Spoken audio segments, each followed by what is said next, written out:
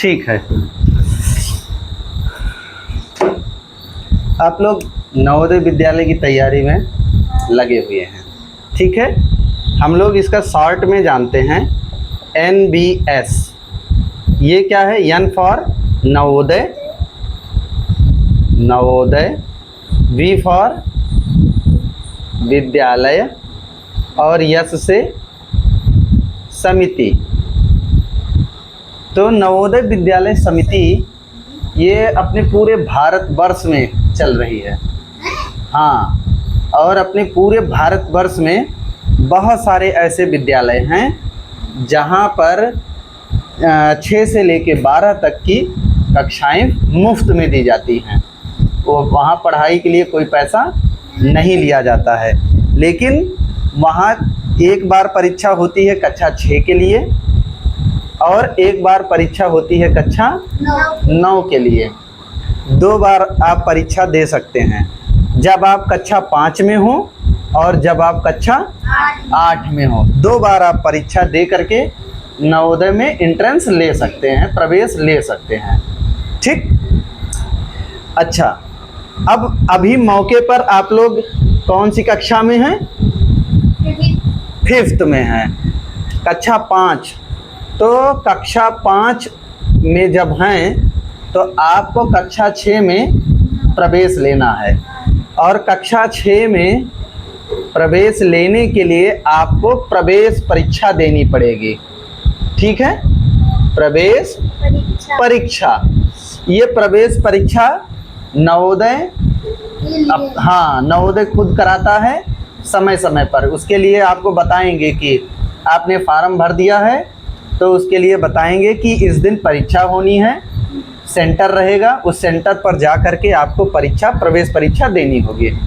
जो पास हो जाएगा उसको कक्षा 6 में प्रवेश मिलेगा और फिर वो वहाँ पर 12 तक पढ़ेगा। ठीक है, वहाँ पर रहना और भोजन ये फ्री रहेंगे।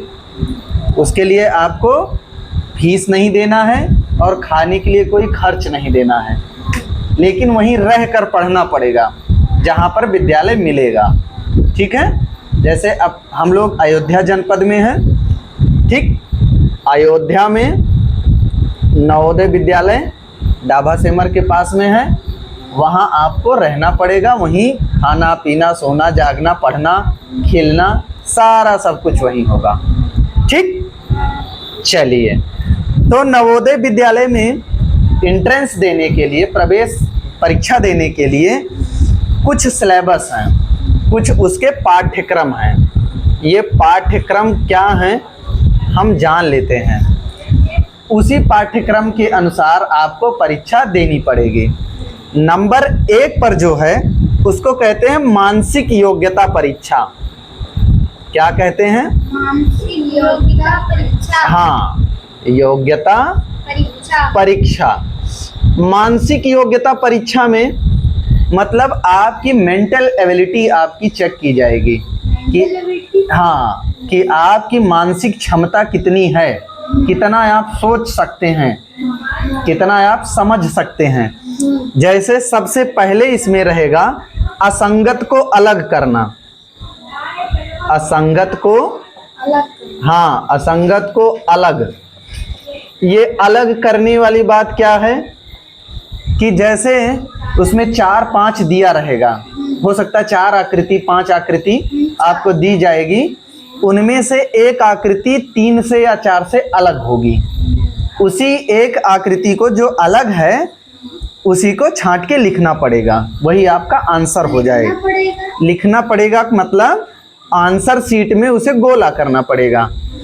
हम जानेंगे कि प्रश्न कैसे आता है, वो भी जानेंगे। अभी ये जानिए कि असंगत को अलग करना मतलब कि जो विकल्प रहेंगे, जो ऑप्शंस रहेंगे 1 2 3 4 जितने भी, जैसे मैक्सिमम 4 का ही आता है, 4 रहेगा, 4 ऑप्शन रहेंगे, उनमें से एक 3 से अलग है, 3 एक समान रहेंगे और एक उसमें से अलग होगा। वही जो अलग है उसी को छांट के वही आंसर हो जाएगा। नंबर 2 है आकृति का मिलान करना। आकृति का मिलान ये भैया एक प्रश्न रहेगा और उसी के अनुसार आपको विकल्प दिए जाएंगे, 3-4 विकल्प, 4 विकल्प। हाँ। तो जो प्रश्न रहेगा उस आकृति से मिलती जुलती आकृति कौन सी है वो बताना होगा। ठीक है। तीसरा नंबर, पैटर्न को पूरा करना। पैटर्न को पूरा करना, ये क्या है? पैटर्न को पूरा करने वाली जो बात है, पैटर्न का मतलब हो गया जैसे कि एक नियम के आधार पर वो चित्र बना रहेगा। हाँ। जैसे कहीं से मुड़ रहा है, कहीं से टूट रहा है, कहीं से अलग हो रहा है, तो ये एक पैटर्न है। उस पैटर्न के आधार पर आपको जो अगली आकृति होगी उसे भरना होगा, उसे पूरा कर देना है कि अगली आकृति इसकी ये वाली होगी। ठीक है। चौथा रहेगा चित्र श्रृंखला। हाँ, श्रृंखला या आकृति श्रृंखला। ये श्रृंखला क्या है?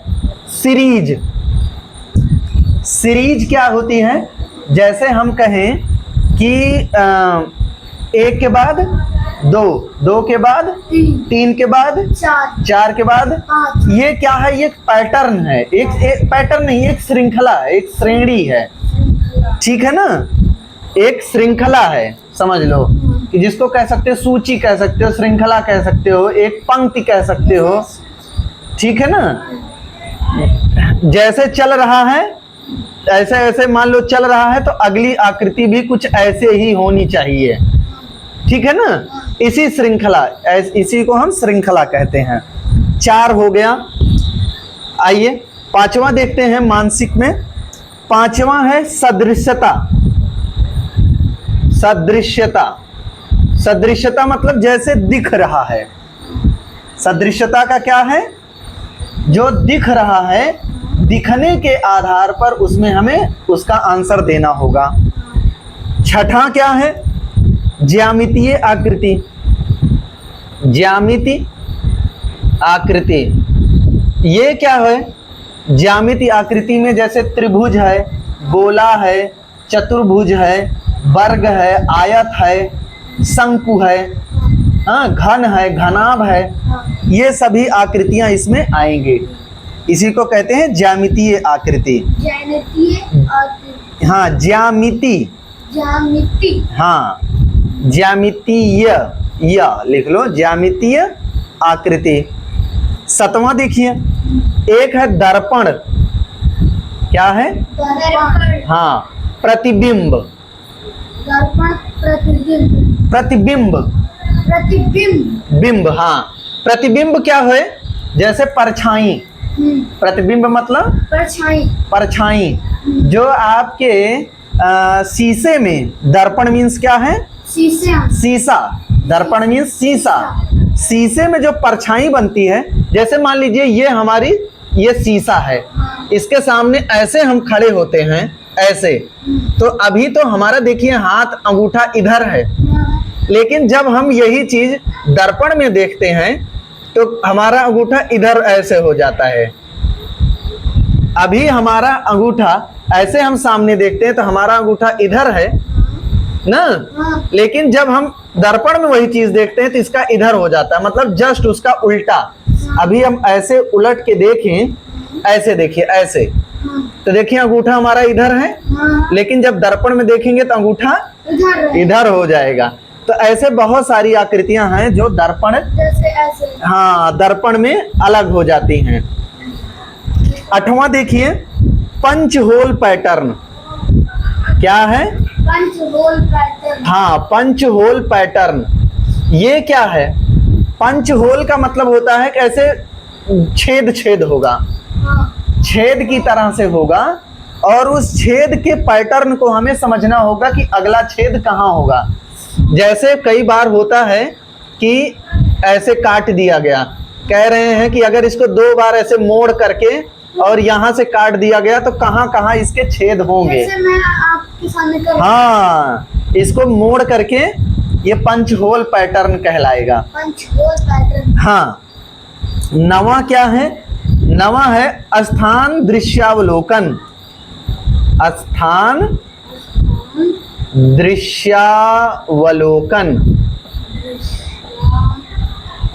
हाँ, स्थान के जैसे कोई चीज कहीं पर रखी है तो वो कैसे दिखेगी, उसको थोड़ा सा घुमा करके, जैसे डाइस वाइस जानते हो, लूडो खेलते हो ना, हाँ। लूडो खेलने पर जैसे होता है कि 5 6 और 1 2 ये कैसे आते हैं, हम बताएंगे कि ये वाला कैसे आएगा।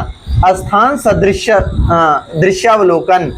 और 10वां और अंतिम जो है इसमें छिपी हुई आकृति। छिपी हुई आकृति मतलब किसी आकृति में एक आकृति दी जाएगी, उसमें से पूछा जाएगा क्या इसमें ये वाली आकृति छिपी है। हाँ, उसका 2 3 4 विकल्प दिया जाएगा। हाँ, 4 विकल्प रहेगा, उसमें से हमें देखना होगा कि कौन सी आकृति इसमें बना। हाँ छिपी हुई है। ठीक है ना। तो ये हो गया मानसिक योग्यता का। मानसिक योग्यता समझ गए ना। चलिए अब आते हैं अंक गणित। अब आते हैं अंक गणित। ये था, इसको कह सकते हो रीजनिंग। जो अभी हमने जाना मानसिक योग्यता वाला वो रीजनिंग था। और अब अंक गणित में क्या क्या है इसे हम देखते हैं। अंक गणित में भी आपने कक्षा 5 में बहुत सारी चीजें पढ़ी हैं, उसी के आधार पर अंक गणित में भी 20 बिंदुओं पर प्रश्न आएगा। वो कौन कौन से हैं? नंबर 1 आएगा संख्या। संख्या और संख्या पद्धति उसको कह सकते हैं। संख्या पद्धति, संख्या या संख्या पद्धति पर आएगा नंबर 1। नंबर 2 पूर्ण संख्याओं पर संक्रियाएं। पूर्ण संख्याओं पर संक्रिया, ये क्या है? संक्रिया मीन्स होता है, इंग्लिश में इसको कहते हैं ऑपरेशन। संक्रिया क्या है? जोड़ना, घटाना, गुणा करना और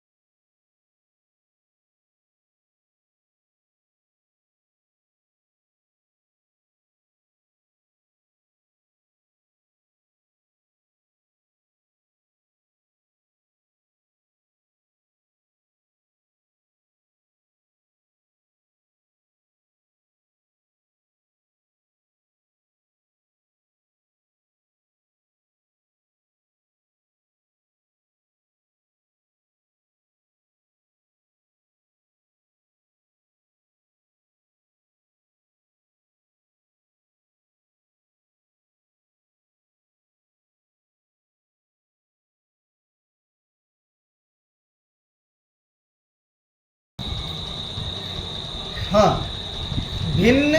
भिन्न मीन्स होता है भाग। जैसे हम भाग देते हैं, भाग मतलब होता है बंटवारा। हाँ, बांट देना। तो भिन्न का मतलब होता है भैया बंटवारा, बांट देना, 1 में 2 में 4 में। तो ये भिन्न भी हम समझेंगे। और उनकी संक्रियाएं मतलब उस पर जोड़ना, घटाना, गुणा करना और भाग करना। फिर चौथे नंबर पर आते हैं। चौथे नंबर पर आता है गुणनखंड। गुणनखंड, खंड मतलब भी टुकड़ा होता है। और किसका टुकड़ा? गुणा का। जैसे गुणा करने पर खंड खंड कर दें, उसको तोड़ दें। और गुणनखंड और गुणज। गुणज क्या है? जैसे किसी संख्या को हम कितने खंडों में काट सकते हैं, तो वो तो हो गया गुणनखंड। लेकिन उन संख्याओं को गुणा करने पर जो प्राप्त होता है वो गुणज। गुणज। ठीक है ना। और 5वां नंबर आ जाइए। 5वें नंबर पर है लघुत्तम, समापवर्त और महत्तम। हाँ, लघुत्तम, लघुत्तम, समापवर्त्य। इसको काट देते हैं, इसको मिटा के फिर से लिखते हैं। 5वें नंबर पर क्या है, जिसको हम कहते हैं लासा और मासा। एलसीएम। हाँ, एलसीएम। इसको कहते हैं LCM एंड HCF। HCF। इसको लघुत्तम समापवर्त्य, ये क्या कहलाता है, लघुत्तम समापवर्त्य। और इसको कहते हैं महत्तम समापवर्तक। ठीक है ना। ये महत्तम समापवर्तक, मासा, HCF हाईएस्ट कॉमन फैक्टर, और ये लीस्ट कॉमन मल्टीपल है, मल्टीपल लासा। ठीक है ना। ये 5वां हो गया, इसको मिटाते हैं, इसके बारे में हम चलेंगे। फिर 6ठा आइए। 6ठे पर वर्ग और वर्गमूल। वर्ग और वर्गमूल, ये क्या होता है भैया, वर्ग का मतलब किसी संख्या को उसी से अगर गुणा कर दें तो जो प्राप्त होता है वो वर्ग कहलाता है। जैसे 3 को अगर हम 3 से गुणा करेंगे तो 3 को 3 से गुणा करेंगे तो 9, तो 9 वर्ग है। ठीक है ना। और अगर कहें 9 का वर्गमूल, तो जिससे वो बनी है संख्या, मतलब 9 को 2 ऐसे खंडों में तोड़ना है कि उसी से गुणा करें। जैसे 16 को 4 से गुणा अगर कर दें, 4 को गुणा कर दें 16 आता है। तो ऐसे 9 को 3 से, 25 को 5 से, 36 को 6 से ना। तो ऐसे बहुत सारे ये वर्गमूल हैं। जैसे कौन कौन से वर्गमूल, 4 है, 9 है, 16 है, 25 है, 36 है, 49 है ना, 64 है और 81 है, 100 है। ऐसे और भी है, 121 है। ठीक है ना। आगे बढ़ते जाओगे, आगे बढ़ते जाओगे, आगे बढ़ते जाओगे। 144 है, 169 है, ऐसे और आगे जाते जाएंगे। ये कहलाता है, ये वर्ग है। और ये किससे बना है, ये 2 से बना है, ये 3 से बना, ये 4 से बना, ये 5 से बना, ये 6 से, ये 7 से, ये 8 से, ये 9 से, ये 10 से। तो ये कहलाता है वर्गमूल। ठीक है। तो वर्ग समझे ना। वर्ग का मतलब हो गया कि उसी संख्या को उसी से अगर गुणा करने पर जो मिले वो वर्ग है। जैसे 2 को 2 बार अगर गुणा करेंगे तो 4 मिलेगा, 3 को 3 बार गुणा करेंगे तो 9 मिलेगा। ठीक है ना। 4 को 4 से ही गुणा कर दिए तो 16 मिलेगा। 5 को 5 से ही गुणा कर दिए, 25 मिलेगा। 6 को 6 से, 36 मिलेगा। तो इस तरह से ये कहलाएगा वर्गमूल किसका, इसका, और ये कहलाएगा वर्ग। चलो ठीक है, ये तो वर्ग और वर्गमूल की बात हो गई। ठीक है ना, वर्ग और वर्गमूल। अब देखिए 7वां, दशमलव। दशमलव, इसको डेसिमल कहते हैं इंग्लिश में। इस पर दशमलव की संख्याएं क्या होती हैं और इस पर संक्रिया क्या होती है। दशमलव पर संक्रिया, संक्रिया का मतलब वही, संक्रियाएं कौन कौन सी हैं, संक्रियाएं कौन कौन सी हैं। संक्रियाएं हैं, इतना जल्दी भूल गए। संक्रिया, संक्रिया किसे कहते हैं, संक्रिया फिर से जान लो। जो जोड़ घटाव गुणा भाग हैं वही संक्रिया कहलाती हैं। ठीक है ना। तो जोड़ घटाव गुणा और भाग, तो किस पर ये जोड़ घटाव गुणा भाग करना है, दशमलव पर। दशमलव पर। ठीक है ना। दशमलव की संख्याएं। अभी 3 प्रकार की संख्याएं हम जान गए, कौन कौन सी? एक तो पूर्ण वाली, एक भिन्न वाली, भिन्न वाली, और ये तीसरी अब हम पढ़ रहे हैं दशमलव वाली। दशमलव वाली। दशमलव जब पढ़ेंगे तो इसके बारे में और अच्छे से हम बताएंगे, ठीक है ना? लेकिन ये जानते रहो, दशमलव पर भी, दशमलव की संख्याओं पर संक्रियाएं होती हैं, कहने मतलब उनका भी जोड़ घटाव गुणा भाग होता है, ठीक है ना? अब आइए 8वें पर। 8वें नंबर पर क्या है? मापन। मापन जानते हैं? मापन मतलब परिचय। मापन का मतलब हो गया कि किसी चीज को नापना। नापना जैसे जैसे वजन, वजन। किसी का वजन हो, कोई दूरी हो, लंबाई दूरी ना। कपड़ा खरीदने जाते हो तो किसमें खरीदते हो? मापन। नहीं नहीं नहीं नहीं नहीं, अभी तो वो ऐसा कपड़ा खरीदे ही नहीं। अच्छा, कपड़ा जो पहले समय में खरीदा जाता था वो नाप के पहले ले लिया जाता था, फिर उसे दर्जी के यहाँ सिलवाते थे ना। तो वो कपड़ा हम किस में नापते थे? लंबाई में, लंबाई में। ठीक है ना? मीटर। मीटर। वो हम बताएंगे उसका इकाई क्या है। अच्छा, सब्जी किस में खरीदते हो? वजन में। वजन में। 1 किलो 2 किलो ग्राम में खरीदते हो। और दूध किस में खरीदते हो? लीटर। लीटर में, क्योंकि दूध खरीद रहे हो इसलिए ज्यादा पता है। अच्छा, घड़ी किस में देखते हो? समय। हाँ हाँ, समय समय, वही घड़ी किस में देखते हो? क्या दिखाते हो कि कितना बजकर कितना मिनट? घंटे में। घंटे में। घंटे और मिनट और सेकंड्स में ना। उससे भी छोटी इकाई होती है, लेकिन हम घंटा, मिनट और सेकंड की बात करेंगे क्योंकि उतना ही हम जानते हैं। तो मापन में हो गया ये सभी, जैसे समय को मापना हुआ, ठीक है, समय मापना हुआ, दूरी मापना हुआ, वजन मापना हुआ, और किसी की धारिता। धारिता मतलब कि लीटर वाला, लीटर। ठीक है ना? 9 आ जाओ। दिख रहा है? ठीक है। व्यंजकों का सन्निकट एवं सरलीकरण। हाँ, व्यंजकों का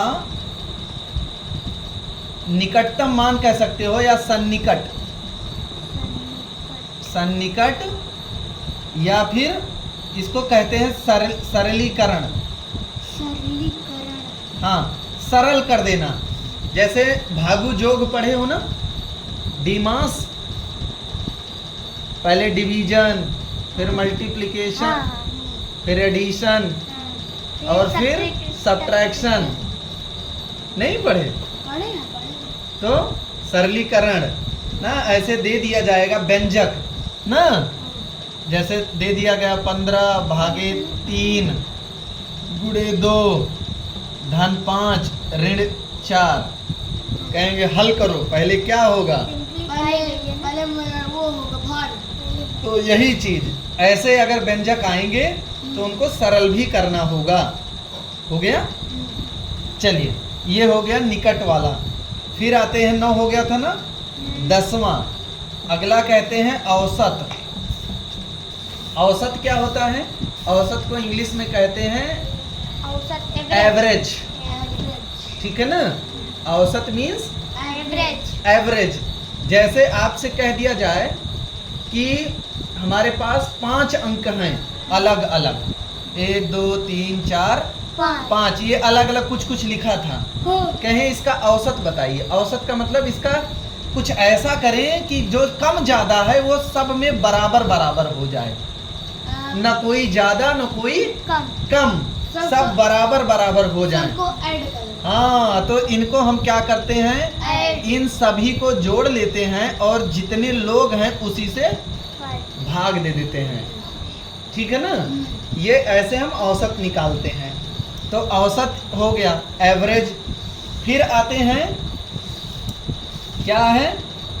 11 नंबर पर प्रतिशत। प्रतिशत। अभी हमने पूर्णांक पढ़ा, भिन्न पढ़ा, दशमलव पढ़ा। अब एक चीज और आ गया, प्रतिशत। प्रति मतलब होता है प्रत्येक, मतलब हर एक में, हर एक में। और शत मतलब होता है 100। हर एक में, हाँ, हर एक 100 में। हर एक 100 में, हाँ, हर एक 100 में। इस प्रतिशत का मतलब हो गया हर एक 100 में, मतलब 100 का अगर एक गुच्छा बना दिया जाए, जैसे ये कोई चीज है, इसमें 100 चीजें भरी हुई हैं, ठीक है ना, और इसमें से कुछ चीजें निकाल ली जाएं, तो वो कहलाएगा प्रतिशत। प्रतिशत। जैसे इसमें हम 100 कांच की गोलियां भर दें, कितनी गोली? 100 कांच की गोलियां भर दें और 15 इसमें से ले लें, तो बन जाएगा प्रतिशत। हाँ, तो ये 15 क्या हो गया? प्रतिशत। 15 प्रतिशत। मतलब 100 गोलियों में हम कितनी गोली ले रहे हैं? 15। ठीक है ना, ये भी भिन्न से मिलता जुलता है, हम लोग पढ़ेंगे इसके बारे में भी। ठीक है, प्रतिशत हो गया। आगे क्या है? आगे है भैया लाभ और हानि। बट्टा। ये तो भैया बहुत लोग जानते होंगे। घाटा जानते हो ना, हाँ। वो कहलाता है हानि। और फायदा अगर हो गया तो लाभ। ये कब होगा? जैसे लाभ कब होगा? लाभ। हमें फायदा कब होगा? जैसे हम ये पेंसिल आपको, हाँ मैंने इसको 10 में खरीदी, आपको 20 में दे दी। हाँ, और 10 में खरीदी है तो 5 में दे दी, तो वो हानि। हानि हो जाएगा, घाटा हो जाएगा। ठीक है ना, तो समझ गए ना कि लाभ कब होगा? जब कम में खरीद के ज्यादा में बेचे, और हानि कब होगी? जब खरीदे हैं उससे कम में बेच दिए।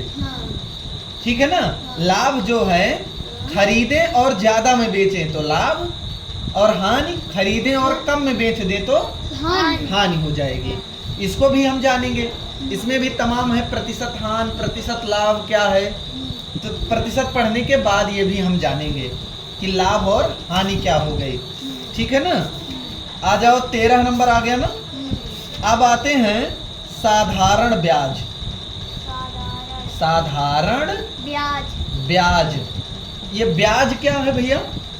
ब्याज, ब्याज का मतलब हो गया जैसे कोई पैसा आपसे लिया हो, उसको चुकता करना। उसे चुकता नहीं, उसे चुकता तो करेगा ही, लेकिन उस पैसे में कुछ पैसे बढ़ा कर देगा। जितना पैसे मतलब उसमें। हाँ, जैसे हमने कहा कि आपको हम 5,000 रुपया दिए, लेकिन हम 100 रुपये पर 5 रुपया लेंगे। अगर 100 रुपया हमसे लेते हो तो लौटाते समय 5 रुपया बढ़ा कर देना है। 105 रुपया। तो ये 5 रुपया जो बढ़ा के मिला वो क्या हो गया हमारा?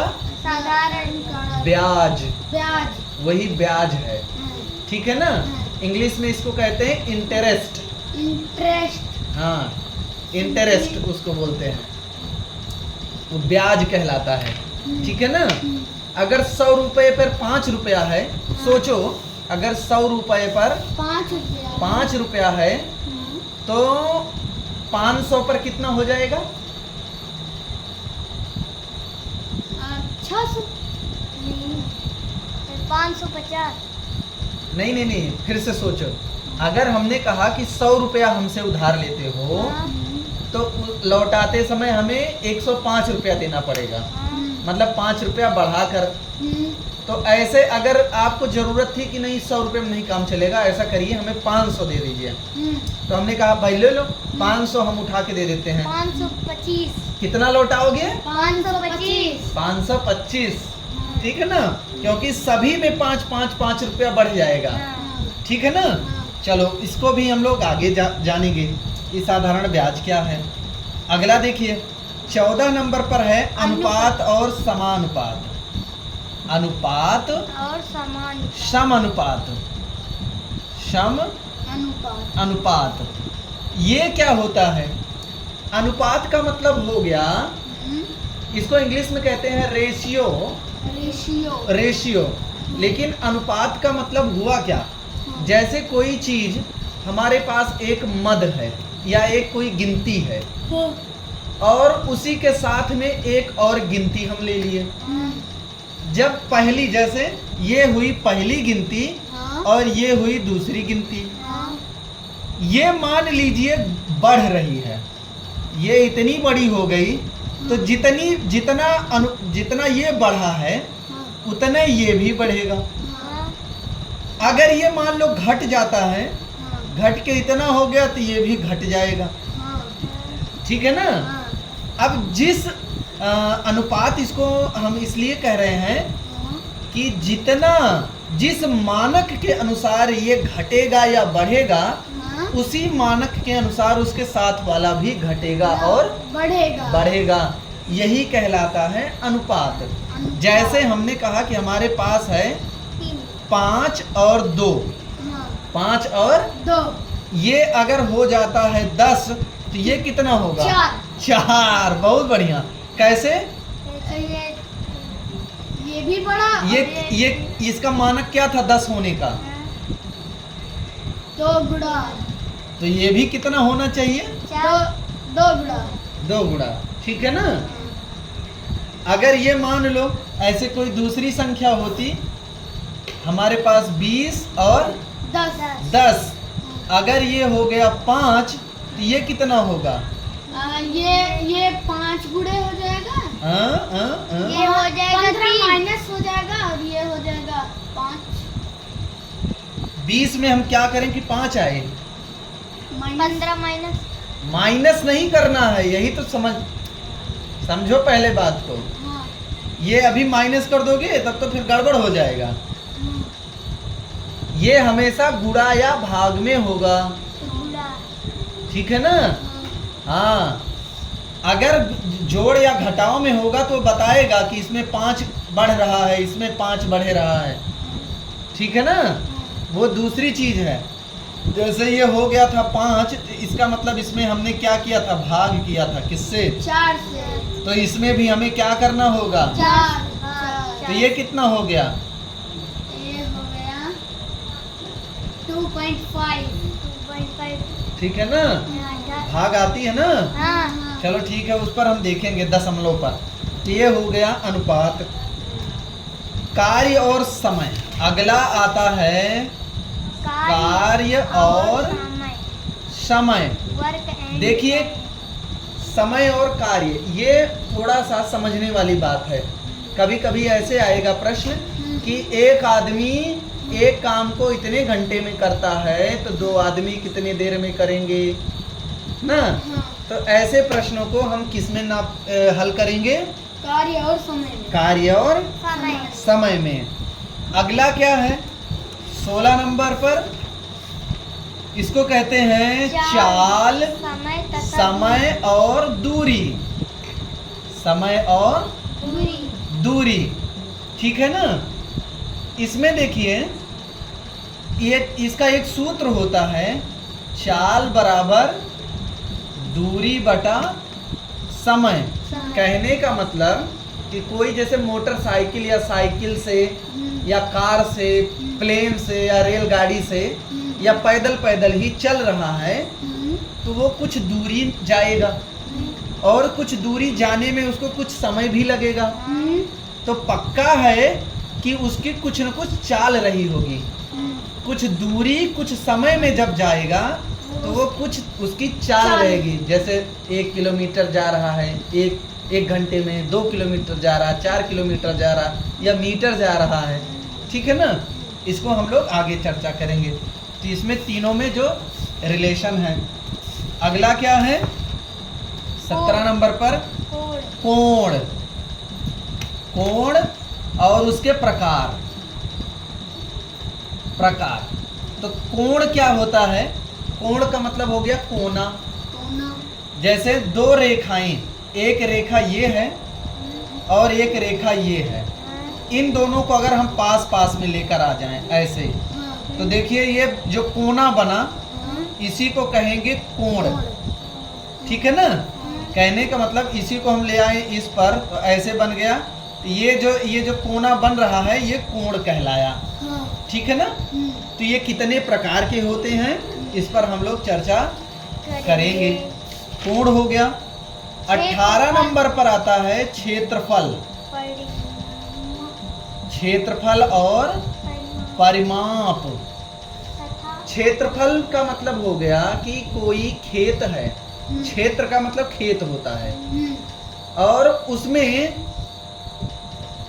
जैसे ये हमारे पास खेत है, ये क्षेत्र इसको कहते हैं।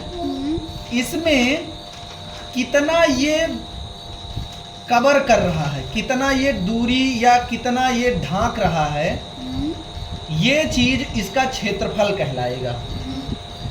और इसके चारों तरफ की दूरी को अगर हम मापेंगे तो ये इसका परिमाप कहलाएगा। ठीक है ना। अगर यही चीज ऐसे कुछ जैसे माचिस की डिब्बी जैसा हो, ऐसे माचिस की डिबिया हम बना दिए, मान लो ऐसे माचिस डिबिया होती है ना, अगर कोई आकृति इस तरह हो जैसे डिब्बा टाइप का, तो उसमें कितनी चीज भरी जाएगी उसको कहेंगे आयतन। आयतन। क्या कहेंगे? आयतन। आयतन। तो हम लोग क्षेत्रफल, परिमाप और आयतन भी पढ़ेंगे। ठीक है ना। इसके बारे में 19 नंबर पर है पैटर्न। पैटर्न। पैटर्न। ठीक है ना। पैटर्न में भी आपको एक सीरीज दी जाएगी, जैसे 2, 4, 6, 8। तो अगला क्या होगा? 10। क्योंकि 2 बढ़ रहा है, ये पैटर्न है। जैसे हमने कहा 4, 9, 16, अगला क्या होगा? 16, 21। पैटर्न सोचो, पैटर्न। 20। हाँ।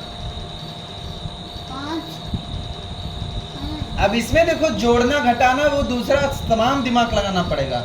2 2 जा, ना ना ना ना, 2 2 जा 2 2 जा 4, 3 3 जा 9। यहाँ हम 1 लिख दें तब अब जानो। 1 1 जा 2 2 जा 2 2 जा 4, 3 3 जा 9, 4 4 जा 16, तो यहाँ क्या होना चाहिए? 5 5 जा 25, तो यहाँ क्या आएगा? 25। तो कुछ इस तरह से अगर आएगा तो इसको कहेंगे हम पैटर्न। ठीक है ना। और फिर आता है 4 3 10। आंकड़ों का प्रदर्शन। क्या है? आंकड़ों का प्रदर्शन। आंकड़ों का प्रदर्शन। आंकड़ों को दिखाना। जैसे कोई चीज है, आंकड़ों को कैसे हम दिखाएंगे? ये इसको कहते हैं ग्राफ। क्या कहेंगे? ग्राफ। ग्राफ। इसमें बहुत सारे ग्राफ बनते हैं ऐसे, इसको कहते हैं एक्स अक्ष, और ये कहलाता है एक्स अक्ष, और ये कहलाता है वाई अक्ष। ठीक है ना। इस पर आंकड़े बनते हैं कुछ इस तरह से, तो ये कहलाता है आंकड़ों का प्रदर्शन। तो ये 20 टाइप के अंक गणित के प्रश्न आएंगे। सभी मान लो अगर 20 चौके 80, 80 76। 20 प्रश्न आएंगे इसके अंक गणित के। ये कम एक एक प्रश्न अगर भी मान लो तो एक एक प्रश्न सबसे आएंगे भैया। और लास्ट में जो है वो है भाषा परीक्षण। भाषा परीक्षण। हाँ, भाषा परीक्षण में अभी आप हिंदी ले रहे हो, तो हिंदी में जैसे हम पढ़ेंगे क्या क्या? संज्ञा, सर्वनाम, ठीक है, क्रिया, विशेषण, ठीक है ना। ये सभी क्रिया, विशेषण, ये सभी हम हिंदी व्याकरण में पढ़ेंगे। ओके। तो इतने प्रकार के आपके सिलेबस हैं। तो हम लोग अब शुरुआत करेंगे किससे? मानसिक क्षमता से।